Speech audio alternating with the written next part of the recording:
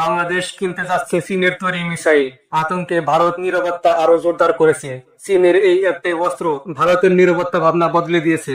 এদিকে 9,000 তরুণ তরুণীকে আগ্নেয়াস্ত্র প্রশিক্ষণের কথা শুনেও ভারতের ঘুম হারাম হয়ে গেছে। চীন পাকিস্তান থেকে যুদ্ধ বিমান, মিসাইল, তুর্কির অ্যাটাক হেলিকপ্টার, 9,000 সাধারণ জনগণকে যুদ্ধের প্রশিক্ষণ, এ যেন বাংলাদেশে নীরব যুদ্ধের দামামা বেজে উঠেছে। বাংলাদেশের সাম্প্রতিক সামরিক আধুনিকীকরণ, বিশেষ করে চীনের তৈরি SY-400 স্বল্পপাল্লার ব্যালিস্টিক ক্ষেপণাস্ত্র নিয়ে আতঙ্কে রয়েছে নরেন্দ্র মোদীর সরকার। প্রথমেই বলি, SY-400 কেনার মাধ্যমে বাংলাদেশ যে আধুনিকীকরণ ঘটাচ্ছে, এটা শুধু হ্যান্ড ওয়েভ নয়, এটা একটি সুসংগঠিত কৌশলের অংশ। বাংলাদেশের ফোর্স গোল 2013 একটি long term military modernization programme, যেখানে শক্তি বৃদ্ধি, সরঞ্জাম আপগ্রেড, অবকাঠামো ডেভেলপমেন্ট আর প্রশিক্ষণ সবই একসাথে চলছে। SY-400 এখন সেই প্রকল্পের একটি গুরুত্বপূর্ণ অস্ত্র। এই মিসাইলটির ক্ষমতা প্রায় 280 কিলোমিটার পর্যন্ত নির্ভুল আঘাত করতে সক্ষম। এছাড়াও বিমান ঘাঁটি, রাডার স্থাপনা বা কমান্ড সেন্টার ইত্যাদিতে সরাসরি আঘাত করতে সক্ষম। মিসাইলটি প্রায় 6 মিটার লম্বা, 4 মিটার ব্যাস, ওজন প্রায় 1300 কেজি আর ধারণ ক্ষমতা হিসেবে আছে বিস্ফোরক, ফ্র্যাগমেন্টেশন ও 200 থেকে 300 কেজির পেলোড। জিপিএস ও স্যাটেলাইট নেভিগেশন ব্যবহার করে ভারতের আকাশ নিরাপত্তা ভেঙে আঘাত করতে পারে এই মিসাইল, মানে অনেকখানি পশ্চিমা মিসাইল সমতুল্যের কাছাকাছি। এখন অর্থনৈতিক দিকটা দেখুন। পশ্চিমা সমমানের সিস্টেমের প্রতি ব্যাটারির দাম যদি প্রায় 30 মিলিয়ন মার্কিন ডলার হয়, তবে একই সিস্টেমের SY-400 প্রায় 10 থেকে 15 মিলিয়ন ডলারের মধ্যেই পড়ছে। অর্থাৎ তুলনামূলকভাবে কম খরচে বড় ক্ষমতা অর্জন করতে যাচ্ছে বাংলাদেশ। আবার চীনের আরেকটি সুবিধা হচ্ছে, নগদ অর্থ নয়, ঋণের মাধ্যমে কিনতে পারবে বাংলাদেশ। ফলে সাময়িকভাবে বাজেটে সরাসরি চাপ কম পড়বে।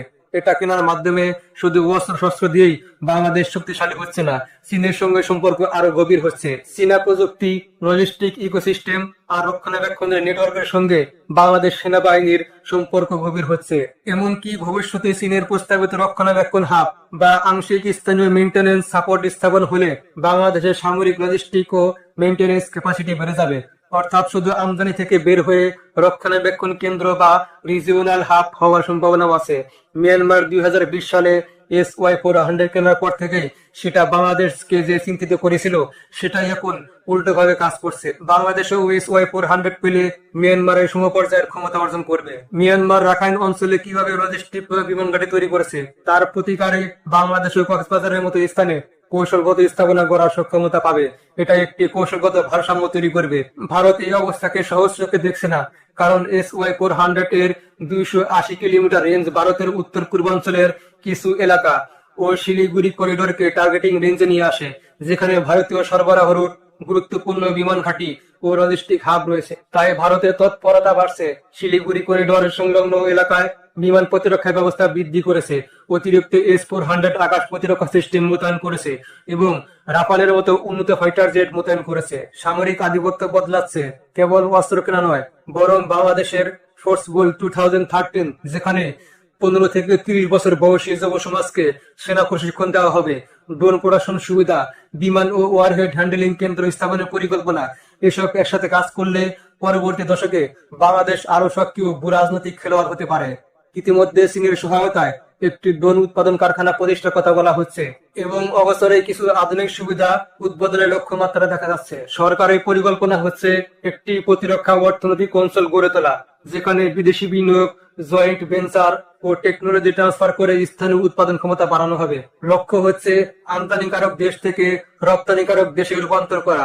অবশ্যই বিশ্লেষকরা সতর্ক করে বলেছেন, বাংলাদেশের অভ্যন্তরীণ চাহিদা সীমিত, তাই শিল্প টিকে থাকতে রপ্তানি করতেই হবে, আর এটি করতে কয়েক দশক সময় লাগতে পারে।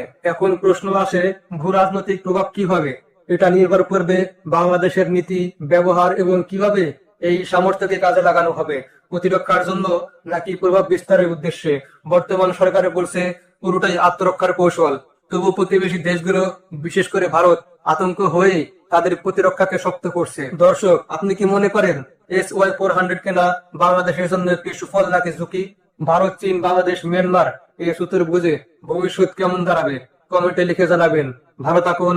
আসসালামু আলাইকুম।